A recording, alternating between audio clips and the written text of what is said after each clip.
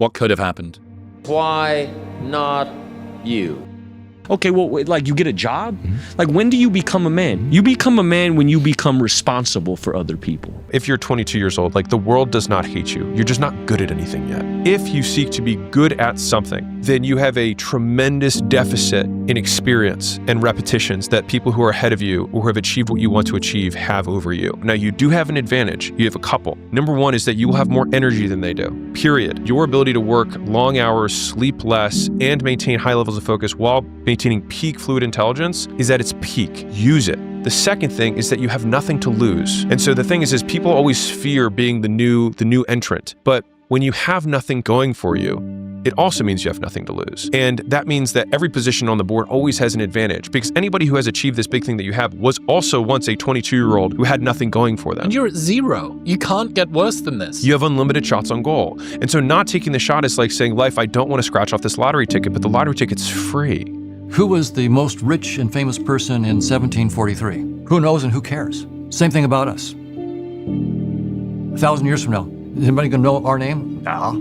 Anybody going to care? No. We're all going to die. Does that mean that I'm worthless, I'm pointless, I'm meaningless? No, it means, and enjoy it. Life is full of all these irritations, things that go wrong, all the time.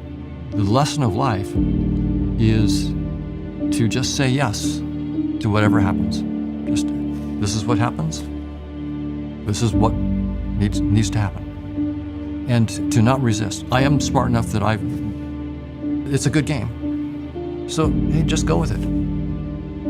I think one of the themes of your worldview that I've become familiar with is alchemizing bad times into good ones. A reminder that things that seem bad can end up being good. I think one of the themes of your worldview that I've become familiar with is alchemizing bad times into good ones. A reminder that things that seem bad can end up being good. How can people, or how do you have more of that perspective during a hard time? I probably start off intellectualizing something that I know I probably should believe in but don't believe in it, and convince myself, even to an extent to trick myself, that, to sit here and go, well, you just tell yourself, this too shall pass. Okay, great. Well, what the hell's that mean? Even if it's true. In the moment, you're like, what are you fucking talking about, man? I'm in the debit section. I'm in a warning section. This sucks. I think that how much I'm conscious of it or not, my undeniable optimism and faith that this isn't all it is. And if it is, so what? That's okay. Well, then really, so what? You know what I mean? What's the big deal? It minimizes. I seem to have a tendency not to make a bigger deal out of things that other people make a bigger deal of. Dramas. I don't like to create false drama. When it comes and it's hard, I am affected. I get the blues. I get sad. I get mad. I'm a shit to be around. I can't get to sleep. I got demons in my own head trying to work the riddle out.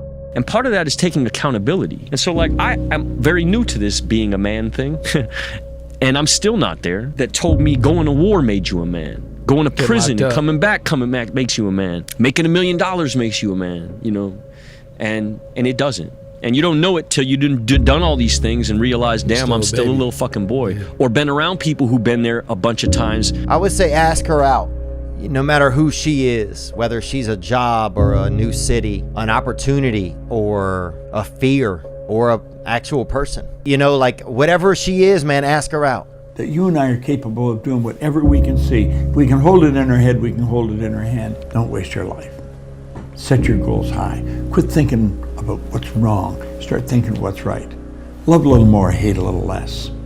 You have no idea what you're capable of doing. Make up your mind today, you're going to figure it out. You are a man. Stand up and be a man. Make the hard decisions, make the sacrifices, make the unpopular decisions, and become comfortable in your own skin. And if you are not a person that you are comfortable being alone with, that is the one person in this universe that you have full power, full right, and full responsibility to change. If I carry on at the trajectory I'm carrying on, they're going to put me in jail because I'm too influential. Sacrifice temporary fun for permanent dreams, or Sacrifice your permanent dreams for temporary fun. Those times when you get up early and you work hard. Those times when you stay up late and you work hard. Those times when you don't feel like working, you're too tired, you don't want to push yourself, but you do it anyway. That is actually the dream. When they saw me in the gym in the pumping iron days, they said, why is it that you're working out so hard? 5 hours a day, 6 hours a day, and you have always a smile on your face. The others are working out just as hard as you do, and they look sour. And I told people all the time, I said, because to me, I'm shooting for a goal. In front of me is the Mr. Universe title. So every rep that I do gets me closer to accomplishing that goal, to make this goal, this vision turn into reality. Every single set that I do, every repetition, every weight that I lift will get me a step closer to turn this goal into reality. So I couldn't wait to do another 500-pound squat. I couldn't wait to do another 500-pound bench press. I couldn't wait to do another 2,000 reps of sit-ups.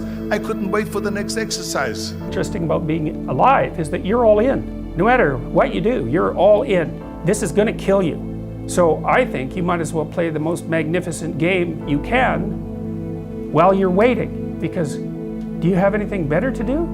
Really? Why not pick the best thing possible that you could do? Why not do that? Maybe you could justify your wretched existence to yourself that way. I think you could, because you're more powerful than you think. Way more powerful than you think. I mean, God only knows what you are in the final analysis. You're blind to your own weaknesses, but you're also blind to your own strengths. And then it would be better for the community. It's like, how far could you take that? If you stopped wasting time, and if you stopped lying, and if you oriented yourself to the highest possible good that you could conceive of, and you committed to that, how much good could you do?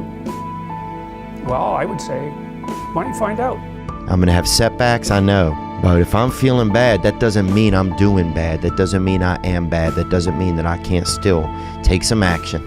Because yeah, nothing changes and nothing changes, man. In life, folks, you cannot change your life unless you change something.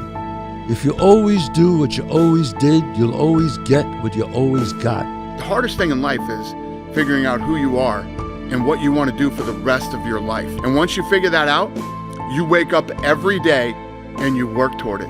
It's impossible for you to fail if you know who you are, what you want to do, and you wake up every day and work toward it. When I seen that Bentley at the boxing gym and I seen that diamond Rolex, I said, I want that. And I knew what it took.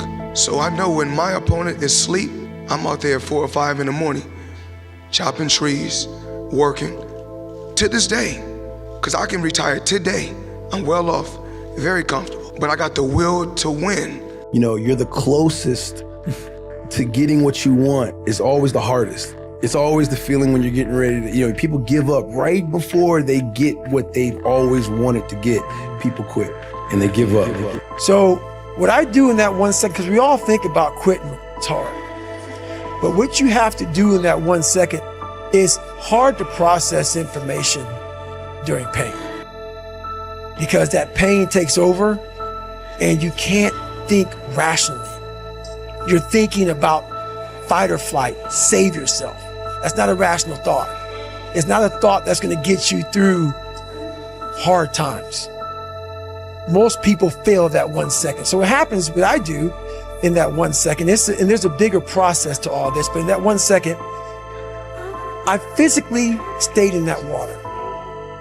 Because if I get out of the water, I quit. It's an urge. Truth be told, every champion has felt it.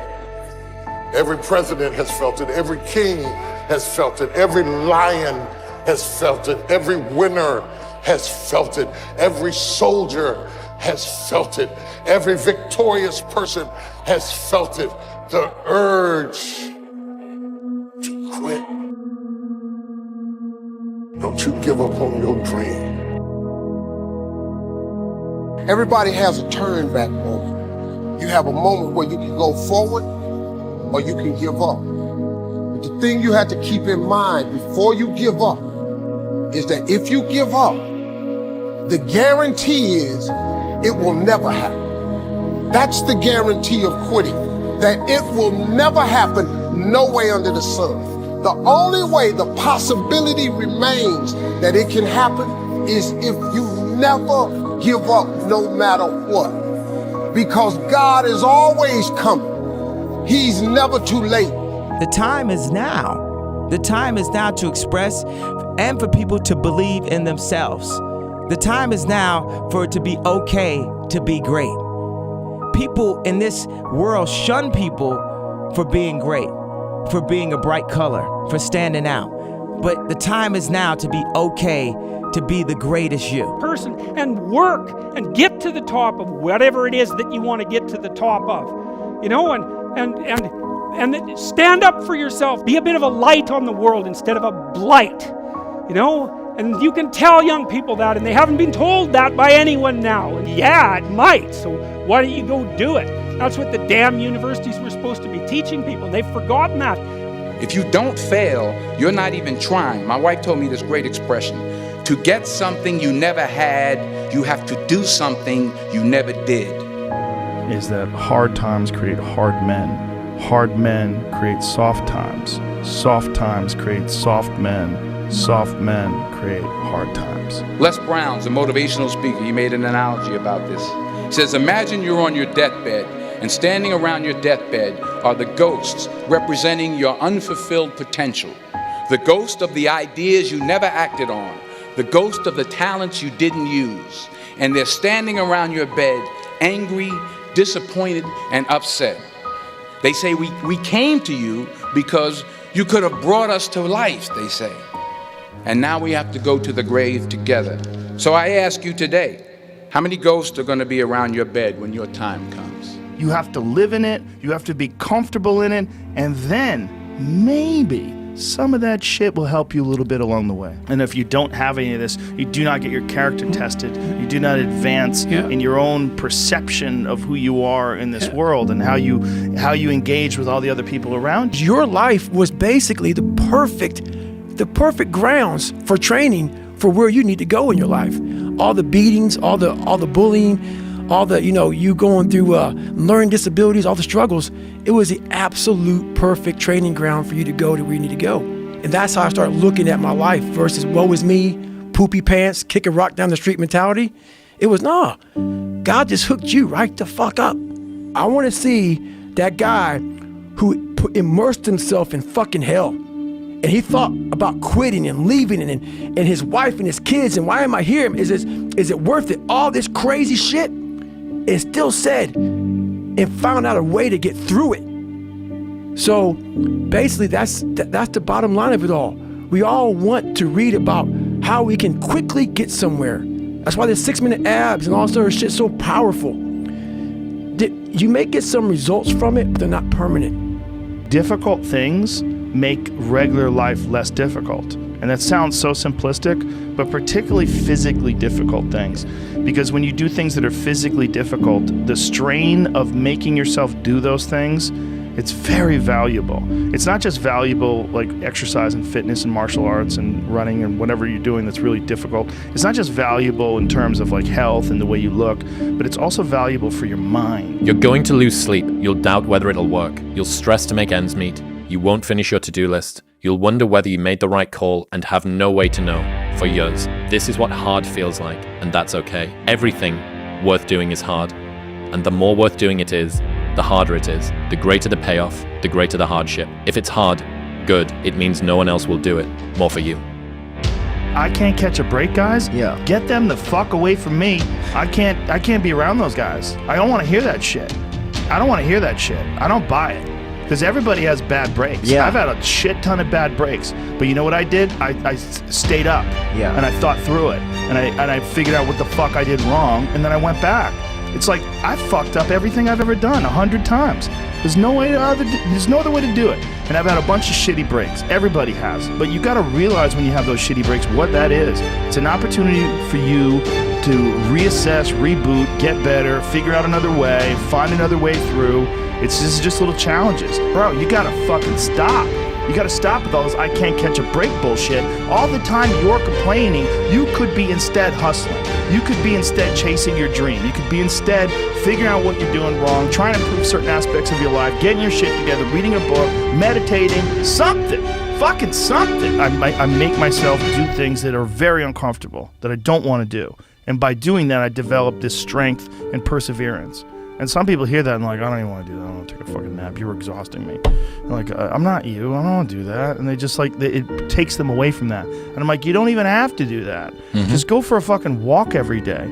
It sounds like it's easy to do, but there's when that walk comes, when you look at your clock, oh, it's 8 o'clock, time to go for that walk. You're like, I don't want to walk. I would just rather play video games. I don't want to walk. I'd rather like read emails. I don't want to walk. I'd rather like scroll through TikTok. But if you just force yourself to go for that fucking walk every day, you will develop mental perseverance. You will develop some tenacity. You'll develop the ability to force yourself into work. You know, some of y'all are motivated by broke. I'm broke, I'm stuck, I'm fucked up, I can't do nothing. Some of y'all are motivated by just wanting to accomplish the things that you want to accomplish. Other folks are motivated by materialistic things. It's a very simple concept. If you want it, you gotta go get it. I'm able to just extract dopamine, the good dopamine, whenever I want. Man, I've trained 99% of my life alone. No one pat me on the back. I did all of the work alone. And while I'm still hard on myself, I know what I did.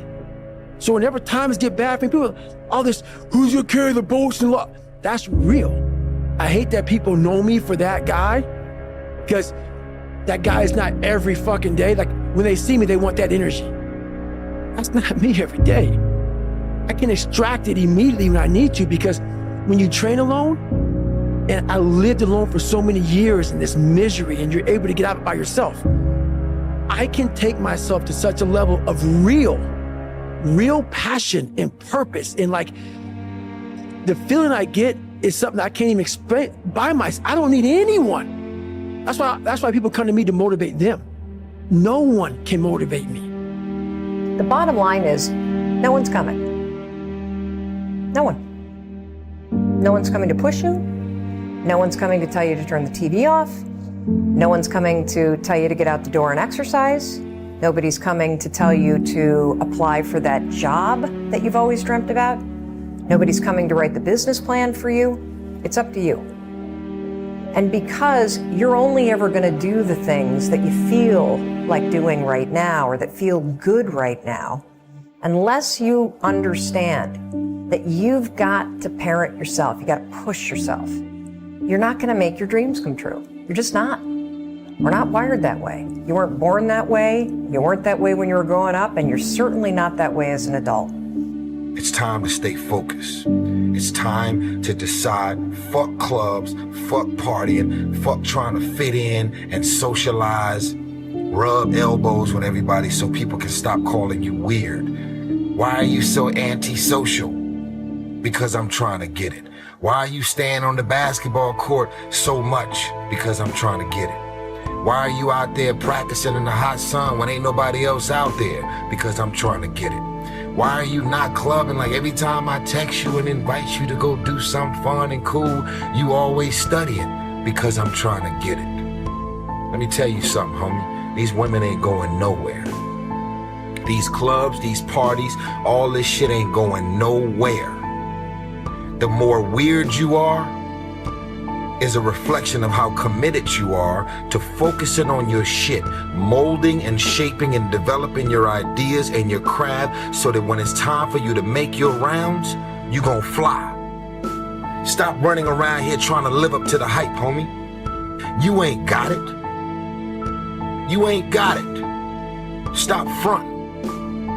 And I'm not coming at y'all on any other level but keeping it real. The life that I live, I deserve this life because I worked my ass off to get it. Y'all out here running around creating this smoke on the brink of destruction, and it's all self-inflicted. You did it to yourself. Trying to live up to the hype and create the smoke that you doing it. You ain't doing it. You still got work to do. Stay on that basketball court. Stay on that football field. Fuck all the homies texting and calling and trying to make you feel bad about being so focused. It's grind season, homie. It's not about today. It's about the future. You do the work now. And I promise you, every single person who wants to do something with their life and has done something with their life has gone through the exact chapter that you're going through. And it's the lonely chapter. It's the chapter where you don't fit in with your own friends, but you don't have the outcomes yet to fit into a new group of friends. And you're doing this thing, you're consuming content on the internet, you're doing these free tutorials online to try and figure out how to set up a podcast and where do I host this thing? And then you're going through this and you're like, is this even worth it? Because you have no signs of success, right? But if there's anything that you can take away from what we're saying right now is that the sign of success is the hate that you get along the way. And what you can't do is bend the knee to their hate and fit back into the conformity because it's comfortable and it's warm. Because like in the Matrix, when Trinity opens the door, when Neo's about to go take the red pill and he wants to get out of the car, she says, Neo, you've been down that road and you know exactly where it leads. And I know that's not where you want to be. And then he closes the door. Like right now, this moment that you're going through is Trinity opening the door and being like, you could go back, but then you'd have to remember exactly what the reason was that you decided not to go out to begin with, just because you listen to this podcast and you consume this content, you're like, I can fucking do more than this. Like, because you are starting to live in some of that hell where you look in the mirror and you're like, I can do more. And you start to see the person that you could be. And you're like, this does start to feel like hell. So whenever shit gets nasty, David Goggins goes, you had nobody anyway, motherfucker. So see how I'm talking myself right now? That's me. That shit fires me the fuck up. That shit makes me fucking nuts. You had nobody anyway, motherfucker. Look around you. There was no fucking team. It was you. There was no weight loss program or mom and dad waking you up saying you can do it, you can be better, trying to build belief. You built belief when you had nothing. Rock bottom. You did that. So as times get hard for me, the truth comes out. And my truth is powerful as fuck. It's real. It's tangible. Feel it. It comes out of my brain as I speak about it. I'm reliving every single dark moment of my life to be here. So that is what people don't get. That is what motivates David Goggins, is the unseen work. But everybody needs that pat on the back. They need that training partner. They need that accountability coach. I don't need that shit. And neither do they. But it's what we've trained ourselves to believe that we need. If you want to be great, you want to be the baddest motherfucker ever at what you do, you're going to be misunderstood by everybody because you're going to be so fucking obsessed and so driven to get there. That's what it takes. That's a trip. It takes every second of your fucking life. Anybody says balance? Yeah, balance is important for a lot of fucking people. It is. But if you want to fucking go to that edge where people do not like you, don't understand you, question everything you fucking do, you've arrived. When you are misunderstood to the point where fucking people think you're psycho and you're nuts and you're this and that, why are you in the fucking gym at 1 o'clock in the fucking morning? You just got through doing an op for fucking 13, 14 hours after Ranger School, man, at the gym. What is wrong? You will never understand what is wrong with me. And that's why I'm so fucking glad you don't. Because I'm in the right fucking spot. When people don't understand you anymore, you're in that spot of obsession and drive. Where people are like, what the fuck is wrong with this guy? I don't want to talk to you, man, because you're not going to get it. You're not going to get it. Boom. They don't want you to get it. Yeah. They don't want you to get it. People only root for people who don't need it. Like the amount of times when I was on my lonely path where I was too different from the friends that I had, but not successful enough to be friends with the people that I wanted to be friends with. That's when you want people to root for you. That's when you want people to support you. Once you've already won, people are like, he's amazing, he's so good. But like, that's the time when you need it the least. And so you always have to be the person who roots for you before everyone else does. And it's usually a single clap in the auditorium for a very long period of time. It is a slow clap that's just you rooting for you. And that visual, I think, is one that you can kind of take, because it is, people struggle to do things alone. And the path of the exceptional person is one of an exception, which means that you are not with other people. And rather than fighting that or bemoaning it, see it as an indicator that you're on the right path. Because if everyone else were cheering you on, then it means you're not in the right place, because it means you're just like everyone else, and that's not where you want to be. The one thing that made me who I am today is being vulnerable. It's breaking myself down to the absolute rock bottom and being able to tell people who I am. And that's how I fixed it. Literally, you know, life created this person, me. Life created me to be this fucked up person that I was back in the day. And I had to realize, man, that's okay, man. It's not my fault. Now I gotta go back and fix this shit though. So a lot of this isn't your fault, why you do some things you do, why you feel the way you feel. But no one's coming back to save your ass. You have to go back to where the shit started, wherever that place is for everybody, and have the courage to go back there and start fixing what broke you. You go back into your childhood and you go, what was it that made me so different, that was so weird about me? What was it that I was attracted to? As you go through that process, things will start coming up. It's like you're digging, you're excavating, you're an archaeologist into your own past. What would have had to have happened in a week for you to look back on that week with pride? Okay, maybe stop breaking promises to yourself. When you say, I'm going to wake up tomorrow at 7 a.m., and when the option comes to hit the snooze button, don't do it. There's one win that you've got for the day. That's action. The path of the exceptional person is one of an exception, which means that you are not with other people. And rather than fighting that or bemoaning it, see it as an indicator that you're on the right path. Because if everyone else were cheering you on, then it means you're not in the right place, because it means you're just like everyone else, and that's not where you want to be. When you were born, you are a phenomenon. You are unique. Your DNA has never occurred in the history of the universe, going back billions of years. It will never occur in the future. Your life experiences with your parents and everything that you experience in your early years going on up is unique. It's yours. You're one of a kind, right? So that is your source of power. To waste that is just the worst thing you can do in your life. And what the power is finding that uniqueness. What makes you you, and how you can mine that, and how you can go deep into it and use that to create a career path. When it comes to like individuality, right? Yeah. What is a good way for people to start to get to know themselves?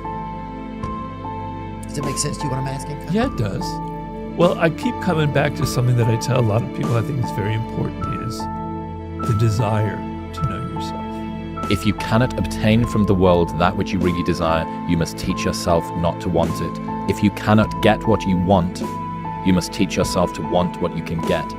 So people are very good at faking it. And you can be out there listening and go, yeah, I kind of want to know myself better. Okay, let me get online and get, they just forget about it because the other forces are stronger than them. You have to have a level, that if you're in recovery, a level of disgust. You have to hit bottom. Yeah. You have to go, I don't want to be like this anymore. I want to find out who I am. I want to touch that core of individuality that I know is still within me, that soul that I believe is still there. Life is not going to get easier. You're going to lose your mother. You're going to lose your father. People are also going to hurt you even though you don't even know what you did wrong. Things like this are going to happen in this lifetime. To wait for better times to come where the world will be completely in peace and you can walk peacefully over the street, never having the fear that somebody's going to come and do something to you. It's not going to happen. The world is just the way as it is. If we don't create the better times, nothing's going to happen. Once the cup is empty, now it can be filled up again. The easy answer would right now be learn how to meditate, okay? But to really bring it into perspective right now. Everybody wants to know what I would do if I didn't win. I guess we'll never know.